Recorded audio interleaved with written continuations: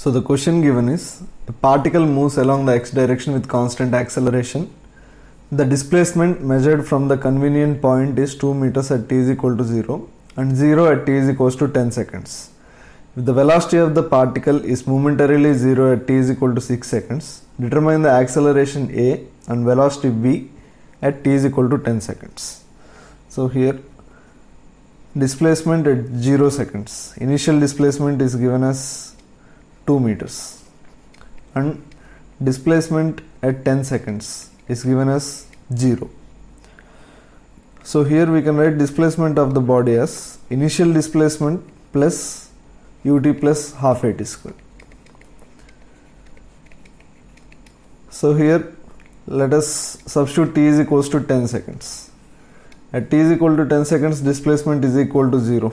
So here we can write 0 is equals to 2 plus u into 10 plus half into a into 10 square. So from this we can write 5u plus 25a is equals to minus 1. Keep it as first equation. Now we are given with one more information, that velocity of the particle at t is equal to 6 seconds is 0. So by using this, write the equation v is equals to u plus at. At t is equal to 6 seconds, velocity will be equal to 0.